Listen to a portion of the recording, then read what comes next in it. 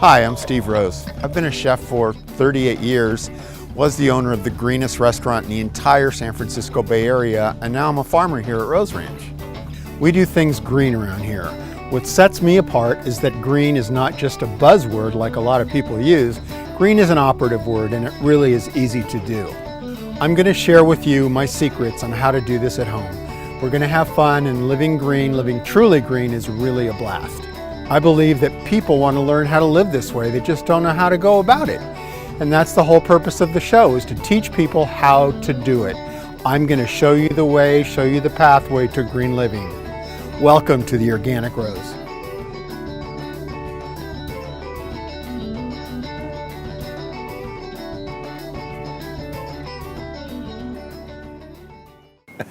This is Jordan. He owns Royal Hawaiian Seafood here in San Francisco. Hello. And he's going to tell us about what you do and why you do. Hey, Steve, I've known you a long time, and you've been the strongest proponent of sustainability. Don't make me cry. And it's something I've always appreciated about your understanding of why I do what I do. After 30 years of being in the seafood business, for me, I've learned that it's most important to support responsible producers and to partner them with customers who appreciate what they do. And I want to maximize the return on that resource. And I want to do good education. People need to know what are the issues, and I think after 30 years, I've learned my mission is to redefine quality to mean that seafood not only tastes good and is fresh, but is safe and sustainable. And by that I mean it's tested and it's traceable. In the seafood industry, we have a thing called HACCP, Hazard Analysis Critical Control Points. Okay. And every seafood facility in the U.S. has to have their HACCP plan in place. Every year we require our suppliers to send us the certification, the documentation that they've passed, so that we know their facility and their processes are up to standards. So that's how we know our seafood is safe. But how do we know it's sustainable is by knowing where it's from. Okay. It's always important to ask, where is this fish from? And I can't stress that enough to the consumer, that they need to go, when you go to that fish market and ask to buy a piece of that halibut, and you need to ask them where it's from and the catch method, right? Correct. It's called key data elements. Okay. And it's production methods. But first it's important to understand that there's a difference between wild fish and farm fish. So if it's wild fish, you have a certain set of issues, but if it's farm fish, you have a different set of issues. So what are some of those issues? Well, in the wild fish, obviously it's overfishing. Yep. Overfishing is the first thing, but it's a very complicated picture of quotas and fishery health. So you have the science, you have the politics, and you have the economics of every fishery. And it's important to understand what the problems of the fishermen are, to support them, so that we can have a more sustainable future of that fishery. And every fishery is different. We have in the West Coast in California, we have a West Coast ground fishery, the rock fishery. We used to have trawl boats that did the sardines and the anchovies. Right. But the sardines and anchovies were overfished, so we don't have that population. They come back sporadically here and there, but at least now we manage it. We don't overfish it. We have a maximum sustainable, but it's not enough. It hasn't come back the way it used to have, and it probably never will, to have that type of canneries and stuff. But there's other fisheries that we need to support, and we have to learn how to do the fisheries better. So in San Francisco, there's one boat, the Pioneer, and he has a new gear. where it's light trawling. Instead of bottom trawling, he's buoyant on top of the bottom. It's Giuseppe's rig, right? Giuseppe, yes. You know him? Okay, very good. So he's just getting started, and it's important that we support producers like him. And now his method is really changing the equation of fishing, because now he has no bycatch. Before, the focus always is, well, what do I do with my bycatch? I have to do something. There's a return. I can't catch it. It gets very complicated. So what exactly is bycatch? And what's some examples of bycatch? Bycatch are like weeds. They're just unwanted species of fish. Okay. But they're perfectly good on their own. And so for me, the bycatch are the underutilized species, the species that people don't appreciate, and the fishermen don't get a fair return on it. Okay. And so for me, the solution to the problem is to create a new food category of fish meat where we blend it. We blend different species of fish, and we blend parts of underutilized parts of the fish, and we make a new hamburger, seafood fish meat, that I think the chefs of the world and the coming generations can make into something that tastes good. But they'll have something that is affordable, nutritious. A lot of protein, all protein. And most of all, it tastes good. If we can make it affordable, taste good, and convenient to eat, then I think it'll be a solution to everybody's problem. It's a solution to the fishermen to have a more sustainable fishing operation where there's a future for them, and for the people who can't afford to go to fancy restaurants and eat expensive fish. This will be a solution for everyone. And they're still getting the flavor out of it. The schools, the food service operations. That's a great one. They for food all service. need the affordable, high protein, nutritious food. Yeah, especially for school systems and school lunch programs and that sort of thing. So I understand you're working with kids and have a culinary contest. You're teaching them how to cook and Yes. having contests with them. And I'm loving it. So I'd love to have them have some of the fish meat to develop recipes and different ways sure. to use it. But they'll have something that is affordable, nutritious, A lot of protein, all protein. and most of all, it tastes good. If we can make it affordable, taste good, and convenient to eat, then I think it'll be a solution to everybody's problem. Your company's called Royal Hawaiian Seafood, so I'm going to say mahalo. Thank you so much. Thank you.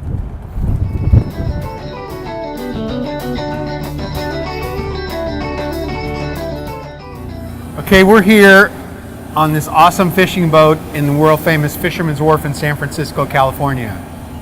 Giuseppe, tell me about you. Well, I'm a third generation fisherman, and my grandfather started fishing out of San Francisco right about 1907 or so, in the early 1900s. So he used to do a lot of the Perizella trawls and things like that you could look up online. And that would require two boats to tow a conical shaped net. And that was kind of, I guess, where the beginning of trawling started in my family. But, it's been in my family for so many years, and every time, I just gravitate right back to it. And it's something I love doing, so, even though it's extremely hard. I mean, it's really hard work. It's terrible. Tell us about your catch method, because you've developed this unique method of fishing that I don't know that anybody else is using quite yet. Nobody else was using this. I mean, it's just, this has been a lot of trial and error. So I don't know if I can show you guys some of this here. Is that okay? We started lightening our nets up and started getting away from all the heavy chain and rollers and stuff. I mean, these things are pretty heavy, And so then we started using plastic tubing. And so basically, this is so light that the little juvenile fish can swim right underneath here real easy. And we started realizing that reducing bottom contact was a really good thing. We started saving about right around 35% on our fuel. We started not having as much bycatch by releasing them, and also we started catching more fish in a lot of ways because our trawl doors spread more. So we got more herding, less bottom contact, and less bycatch. So your nets actually kind of fly through the water? Yeah, we get the nets to hover because we create like a bubble on the top of the net, and we take all the weight off. So as we tow the net through the water, the hydrofoils spread really, really far, and they start leaving the sea floor. And then what happens is that lifts the entire net up.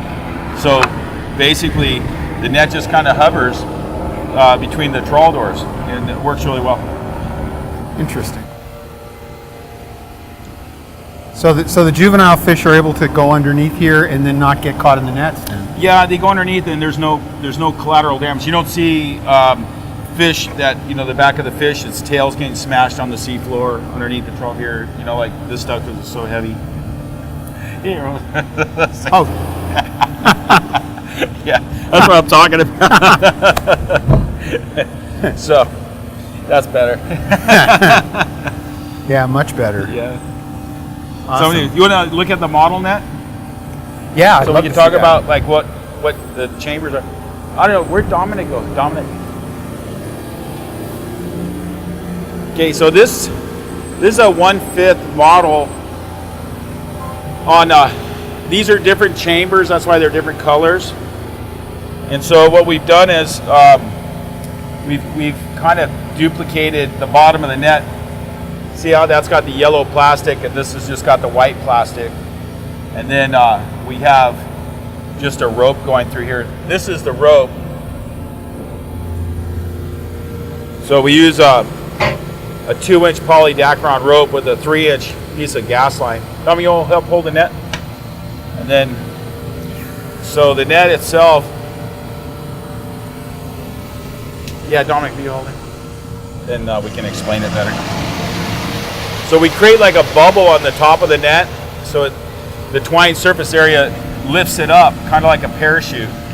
And then with the trawl door spreading really far, it creates kind of it just keeps lightening the net on the sea floor until it's almost just hovering. So the only time we hit anything with the net is if it's like a mound or something, then it'll rub over the top of the mound. But for the most part, the net barely touches the sea floor. And also we removed all the mud gear from the net, and now we're using the plastic tubing like you see on these big drums back here, those yellow tubes. So that's what we use between the hydrofoils and the net. There's about 700 feet of plastic tubing on each side, so it's quite a bit. And typically that's done with punched out tires and cable. So each one of these chambers has a different job. So the first thing that we have to do is we have to get rid of the water flow, because this is a conical shaped net. So you get all this water that's being funneled all the way down into this small tube here. Well, the way the fish react to this is they try swimming up here for as long as they can, but once they get overly exhausted, then they fall back and they're flying. And so this first tube helps dump all this water out.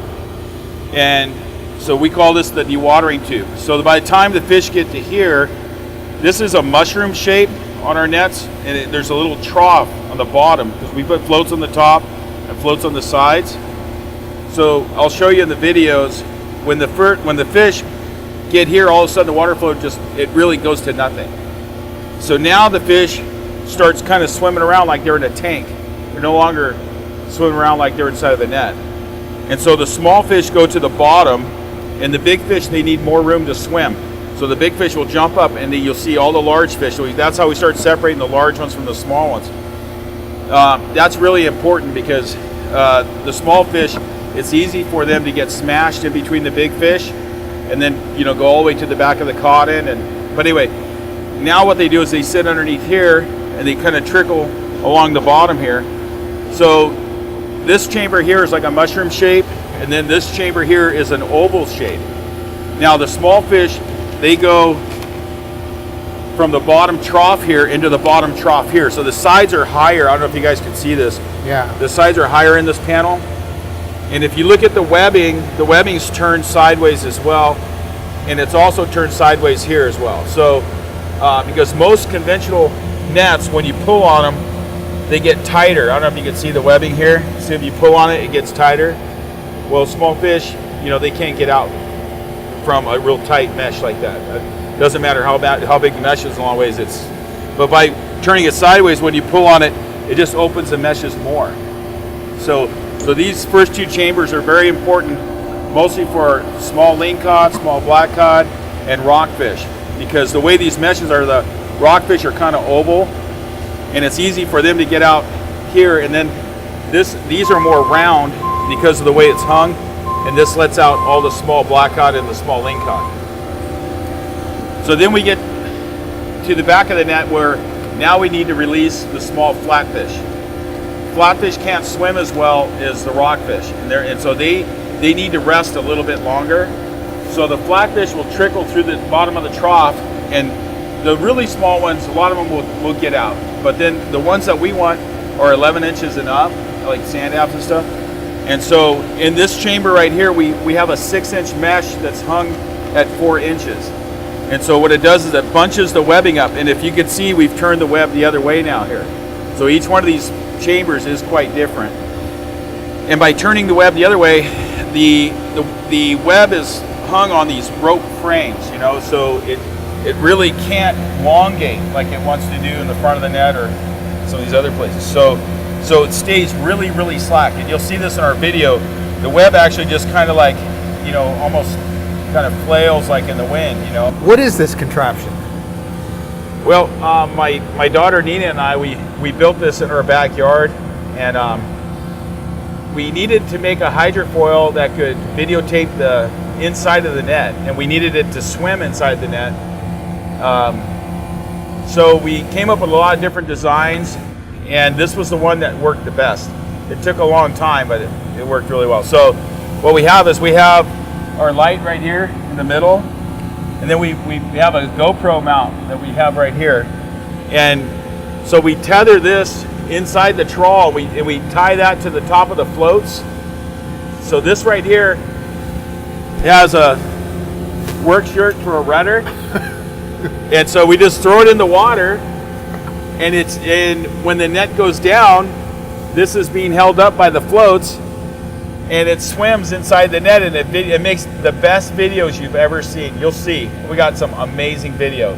Wow. Yeah, when people see our videos, they're just blown away, because even I've had NOAA people come from NOAA and have looked at our videos and say, we have better videos of the trawls that they get from their ships whenever they do research. And what's NOAA?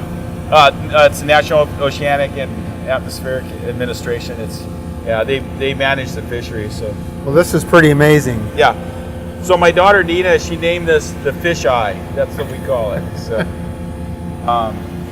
it's pretty much the right thing to do. It's, if you could fish clean, and if you could, reduce your footprint on the seafloor, and conserve fuel, and protect the juvenile fish. It's really a way to do it. Because when I was a kid growing up, looking down on the trawl deck after we'd haul the net back and dump the fish out, and then you see all these fish that are just a little bit too small, and then watching them die, and then having to shovel them over. That was something that always bothered me even since I was a kid. So, once you start changing and you start not having those little small fish on your boat anymore, when you haul back and it's just all big, beautiful fish, and then the quality of the fish is better. You get them into the ice within a half hour, 40 minutes, all your fish are down in the hull. And then when you bring them in, the fish markets look at these fish and they're like, oh my God, I've never seen fish like that before, And it just, the whole thing is better from one end to the other. But, traditionally, whenever we'd haul back, it would take us maybe 5 hours to put the fish downstairs. We had to sort through all the other stuff, So this is a lot better. Well, I want to thank you, Giuseppe. It's been an awesome experience, and this is the first time for me on a commercial fishing boat. And That's fun. I appreciate what you do and all your design and all your thought that's gone into this whole method of catch, your catch method. And I appreciate that. And being kind to the ocean. I mean, that's so important. Yeah. I learned so much today from Jordan, from his Hawaiian Fish Company, and from Giuseppe aboard his fishing vessel, the Pioneer.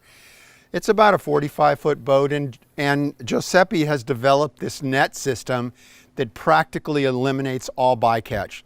So he's very selective, and he only comes up with the large fish, and the small fish are allowed to escape, and off they go until they get larger. We talked with Jordan about the state of the fishing industry in the United States and a lot of changes that are going through it. But both of those guys taught me so much. So Giuseppe actually gave me a piece of rock cod that we're going to go ahead and cook with just a little bit of sesame oil. Always try to be aware of where your fish has come from. The catch method is most important. Eliminating bycatch is very important. Talk to your fishmonger and, find out where did this fish actually come from.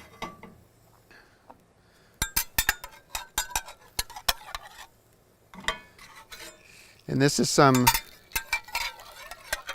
red rock cod from Giuseppe's boat. Fish can be just very simply prepared. I'm just going to put a little bit of a combination of kosher salt and sea salt on it. And if the fish is really fresh, you don't need to doll it up with a lot of different sauces. Maybe a little bit of lemon. Let's put some cracked pepper on it.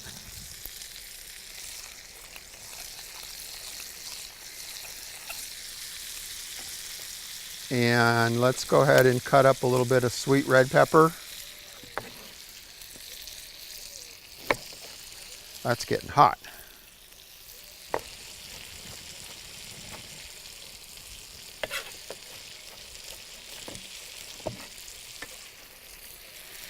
Some red pepper, and I think we'll put a little bit of nice, super fresh squash from the community gardens rather.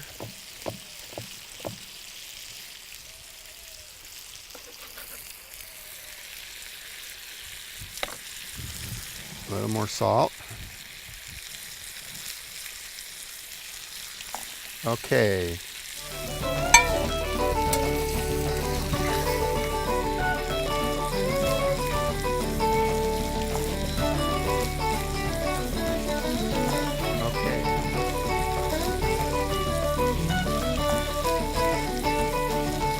So when you're buying fresh fish, if you have the opportunity to see the fish in its whole, and we call it in the round, you want to check for clarity, that the eyes are nice and clear. If the fish still has gills in it, if the gills are nice and bright, fiery red. But most of the time you're going to see it in the fish counter, and it's already in this format, it's already filleted out, which is fine too. Fish shouldn't smell fishy. If it's smelling fishy, it's not fresh. So I wouldn't waste my time with it at all. Fish doesn't take a long time to cook either.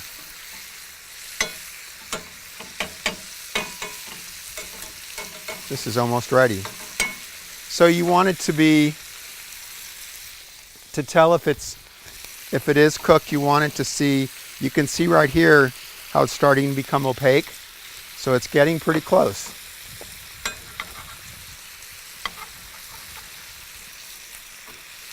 So I guess my whole goal is you start a relationship with your fishmonger and support them. They're supporting local fisher people. You need to support that as well, and then you can be assured that you're going to get a piece of really good fresh fish like we have in the pan right here. Let's taste this.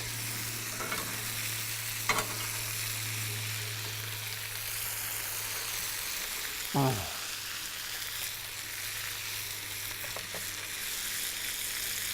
That is delicious. So I hope you learned something, because I learned a lot today. We'll catch you next time on the Organic Rose.